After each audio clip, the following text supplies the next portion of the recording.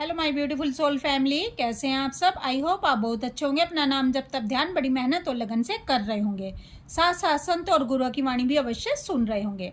तो चलिए गाइज, आज होगा आपके डीएम का पर्दाफाश। खुलेगी इनकी सारी हकीकत डीएफ के सामने, क्योंकि आज मैं आपको बताने वाली हूँ कि सेपरेशन से पहले आपके डीएम आपके बारे में क्या सोचते हैं और सेपरेशन के बाद इनकी दिल की धड़कनें अपने डीएफ के लिए क्या कह रही होती हैं, क्या सोच रहे होते हैं ये रातों को, क्या सोच रहे होते हैं ये dark night of the soul से गुजरते हुए अपने डीएफ के बारे में, क्या इनकी दिल की धड़कनें अपने डीएफ के लिए क्या महसूस कर रही होती हैं। चलिए सब कुछ आज हम देखने वाले हैं। आज जो आप एक एक बात अपने डीएम के बारे में जानना चाहते हो और आप जानना चाहते हो कि आखिर हमारे डीएम हमारे बारे में क्या सोचते हैं, कैसा इनको महसूस होता है, तो आज चलिए मैं आपको बताने वाली हूँ आपके डीएम की वो एक एक हकीकत एक एक बात कि आपके डीएम की दिल की धड़कनें आपके लिए क्या कहती हैं, क्या सोचते हैं ये रातों को आपके लिए।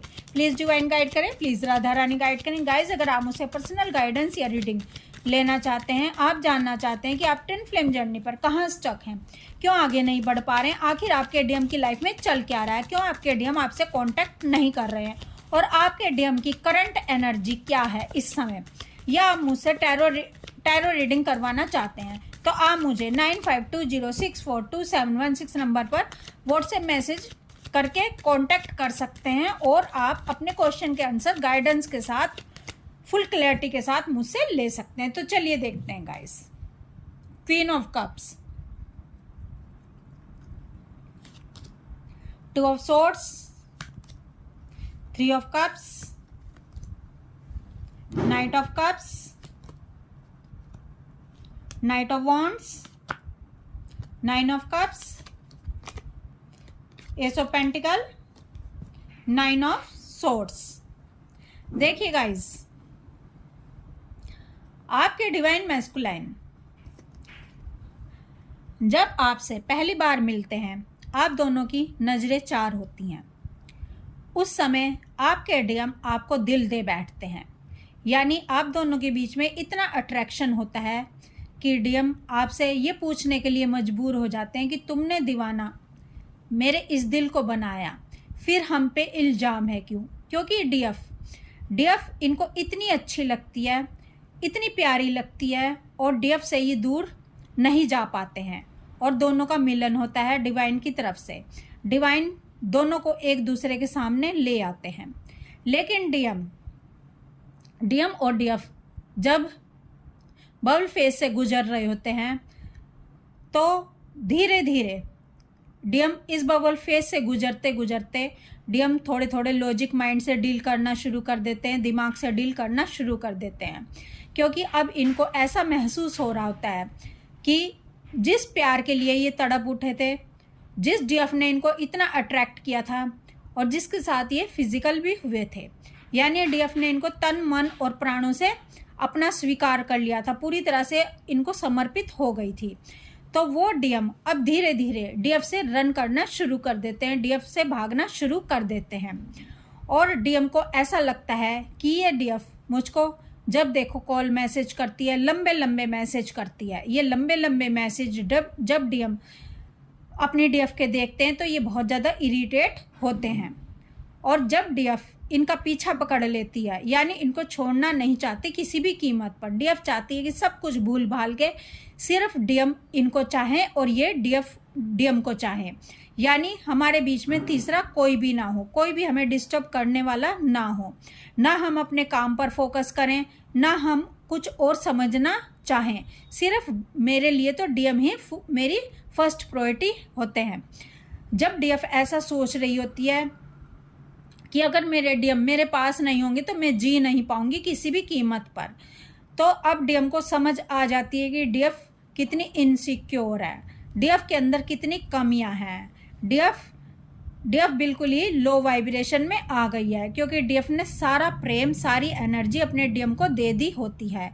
और जब डीएम सारी एनर्जी डीएफ से ले लेते हैं तो ये रन करना शुरू कर देते हैं। अब इनको डीएफ में इंटरेस्ट धीरे धीरे ख़त्म होना शुरू हो जाता है और ये थर्ड पार्टी कार्मिक्स में चले जाते हैं और ये बिल्कुल डिटैचमेंट में आना शुरू कर देते हैं। डीएफ के कॉल मैसेज का आंसर नहीं दे रहे होते और साइलेंट जोन में जाना शुरू कर देते हैं, या डीएम अपने डीएफ से परेशान होकर इनको ब्लॉक करना शुरू कर देते हैं। जैसे जैसे डीएम डीएफ से रन करना शुरू करते हैं तो डीएफ और पेन में आती चली जाती है। यानी आपके डीएम आपसे इरिटेट हो रहे होते हैं, आपसे परेशान हो रहे होते हैं, क्योंकि आप इनको पकड़ कर रखना चाहती हैं, आप इनको स्वतंत्र नहीं होने देती हैं, आप इनको प्यार में इतना आपको मोह हो जाता है कि आप इनको छोड़ने के लिए तैयार ही नहीं होती, इनको सांस ही नहीं लेने देते आप, ठीक है।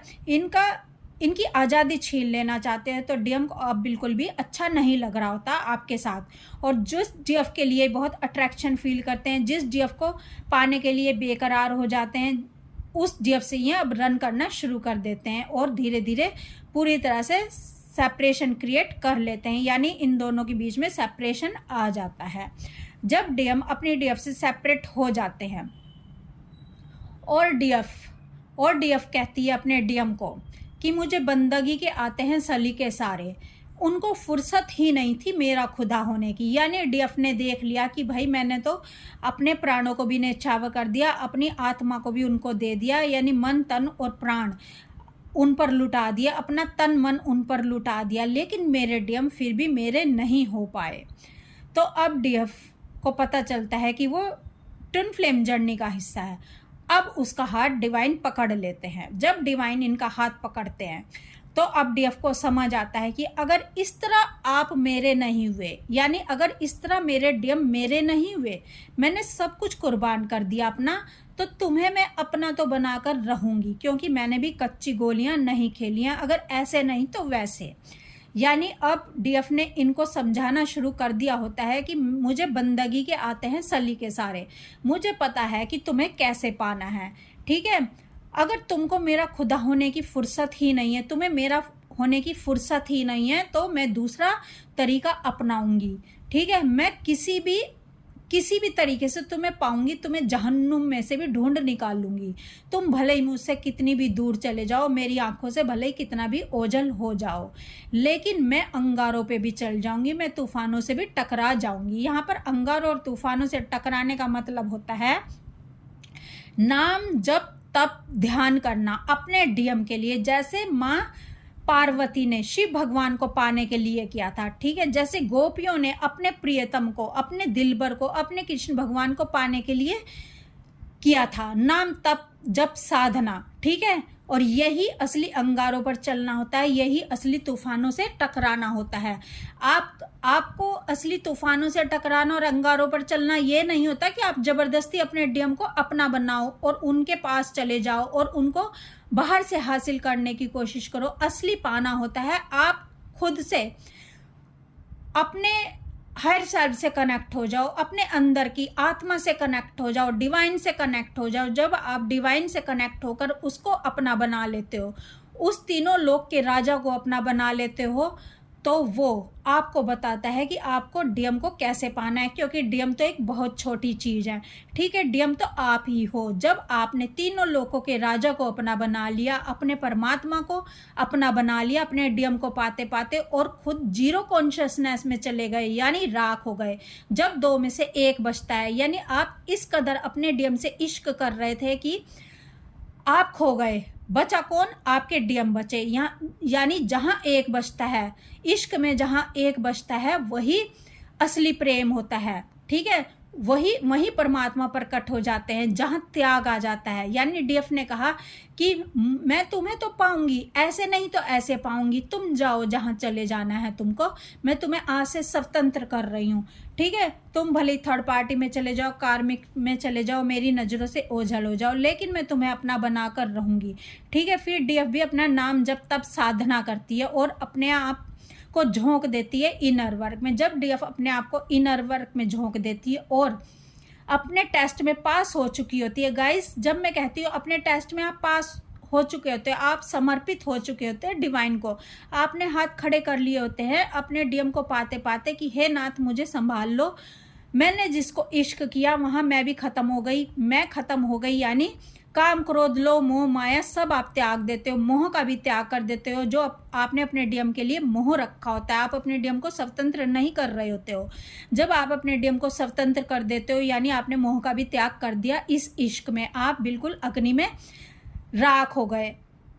और जब आप राख हो जाते हो तो वहाँ पर एक ऐसा हीरा प्रकट हो जाता है, ठीक है, तप कर उस कुंदन में ऐसा हीरा प्रकट हो जाता है कि ये हीरा इतना जगमगा रहा होता है, क्योंकि आपका मन मर चुका होता है। जब तक मन नहीं मरेगा तो आपकी आत्मा में रोशनी नहीं होगी। आपकी आत्मा में रोशनी उसी समय होती है जब संसार आपकी लाइफ से चला जाता है, आपके मन से विदा हो जाता है और वहाँ पर परमात्मा प्रकट हो जाते हैं। अब बारी आती है आपके डीएम की, क्योंकि अब आपने टेस्ट दे दिया। अब डिवाइन ने कहा कि बेटा तुमने टेस्ट दे दिया, तुम पास हो गए, अब आगे बढ़ो, ठीक है। अब जब कोई इंसान 10th क्लास में मान लो पास हो गया, तो क्या वो वहीं बैठा रहता है? बस डीएफ यहीं गलती करती है। इन्होंने टेस्ट दे दिया, इन्होंने डिवाइन को समर्पित कर दिया, लेकिन ये चाहती हैं कि अब भी हम टेस्ट देते रहें। नहीं, अब आपका टेस्ट हो गया, ख़त्म, आप पास हो गए हो। अब आपने 100% नंबर ले लिया, 100/100 नंबर ले लिए हैं, यानी डिवाइन आपके पास आ गए हैं, आपने डिवाइन को छू लिया है। तो अब आपको आगे का सफ़र भी तय करना होगा। आपको अब अपने डीएम को मौका देना होगा कि वो भी इस टेस्ट में पास हो जाएं। आपको अब डीएम बनना होगा, आपको अब माइंड से डील करना होगा, क्योंकि अब तक आप दिल से डील कर रहे थे, अब तक आप हृदय से डील कर रहे थे, अब आप माइंड से डील करोगे, अब आप कृष्ण बनोगे। और अब आपके डीएम बनेंगे राधा। अब आपके डीएम बनेंगे फेमिनाइन एनर्जी में आएंगे, यानी डीएफ एनर्जी में आएंगे और आप डीएम एनर्जी में जाओगे। जब आप डीएम एनर्जी में जाते हो तो आपके डीएम को डीएफ एनर्जी में आना ही पड़ता है, और जब डीएम डीएफ एनर्जी में आते हैं तो इनका यही हाल हो जाता है जो कभी आपका हुआ था, ठीक है। अब आपके डीएम कहते हैं कि तुमने इस तरह से इश्क कर दिया है, इश्क किया है मेरे साथ, ठीक है। कहते हैं ना, इश्क वो नहीं जो तुम्हें मेरा कर दे, इश्क वो है जो तुम्हें किसी और का ना होने दे। यानी आपने डीएम को इस तरह से इश्क किया कि वो अब आपके रहे ना रहे भले ही, लेकिन अब वो किसी और के भी नहीं हो सकते, क्योंकि आपने उनकी रूह को छू लिया है।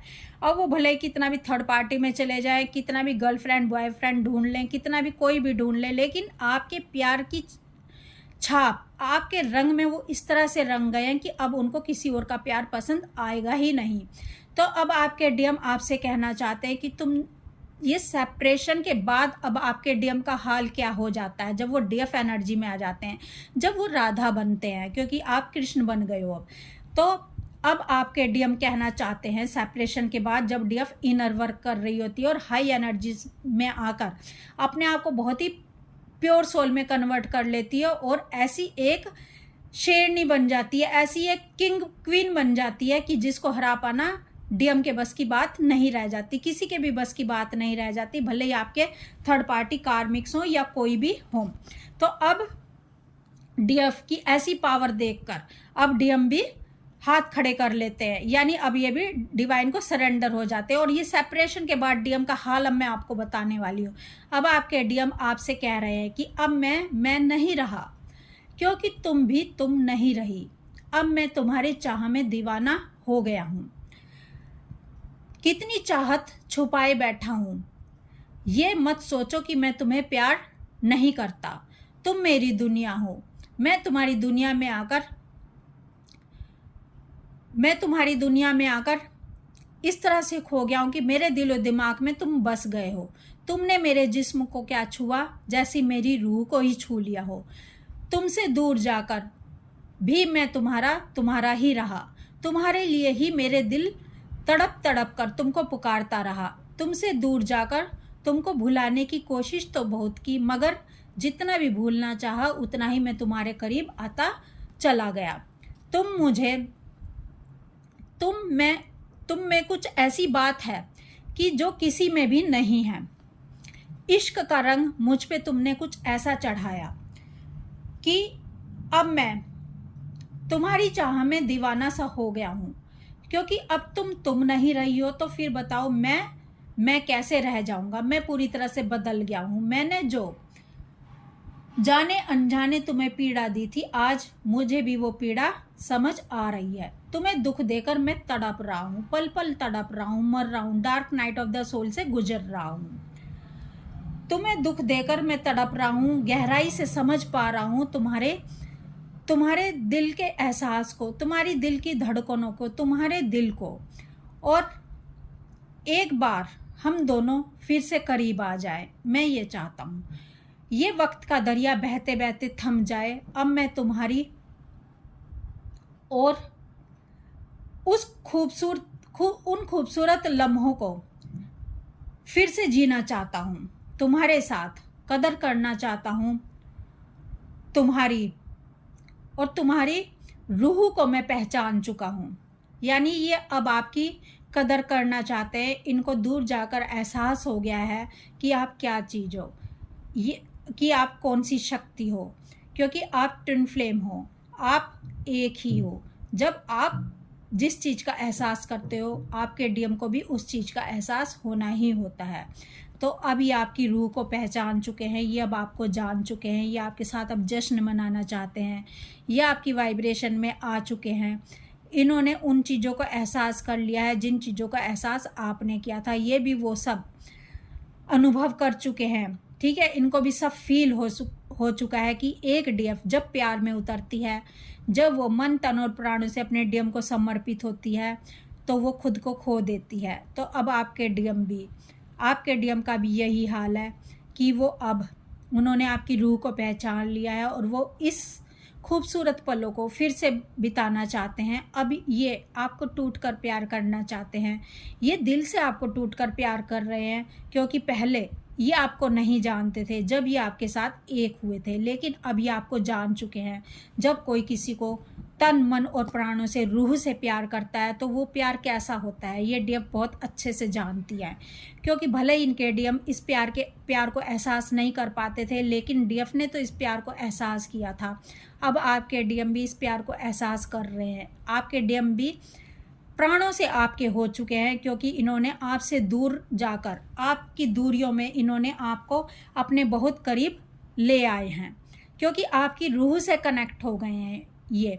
तो आप इनको कोई भी कन्फ्यूज़न नहीं रहे हैं। अब इनको सब समझ आ गया है कि मेरी डीएफ का प्यार कितना अनकंडीशनल था।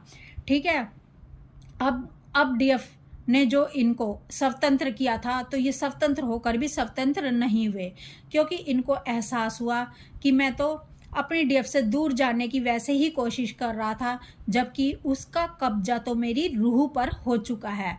और जब डीएम की रूह पर आपका कब्जा हो जाता है तो ये दूर रहें या पास रहें, इससे कोई भी फ़र्क नहीं पड़ता है। तो आपके डीएम लगातार आपके बारे में ये सब महसूस कर रहे हैं जो मैंने अभी आपको बताया। क्योंकि गाइस, पहले डीएम जब सेपरेट आपसे नहीं होते, परमानेंट नहीं, जब आपका सेपरेशन इनसे नहीं हुआ था, जब ये दिमाग से डील करते हैं, और जब सेपरेशन के बाद जब ये धीरे धीरे आपसे कांटेक्ट करना शुरू करते हैं और डीएफ वाली एनर्जी में आना शुरू करते हैं, तो ये धीरे धीरे दिमाग से, दिल से डील करना शुरू करते हैं। और दिल से डील करने वाला इंसान पूरी तरह से प्रेम में डूब जाता है, पूरी तरह से अपनी डीएफ का हो जाता है। तो आपके डीएम आपको समझाना चाहते हैं कि मेरी जान, मैं पूरी तरह से तुम्हारा हो चुका हूँ, तुम्हारे इश्क में गिरफ्तार हो चुका हूँ, अब मैं तुम्हारे पास आ रहा हूँ, तुम मुझे एक्सेप्ट कर लो, अब मैं वो गलतियाँ दोबारा नहीं करूँगा जो एक बार कर चुका हूँ।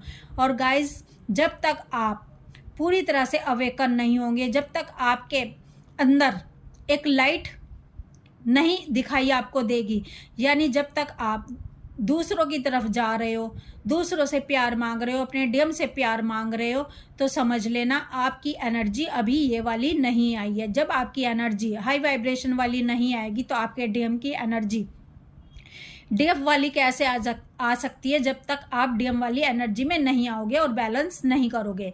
तो कुछ डीएफ कहीं ये ना सोच ले कि अब हमारे डीएम हमारे पास आने ही वाले हैं, क्यों ना हम ही अपने डीएम को कांटेक्ट कर दें।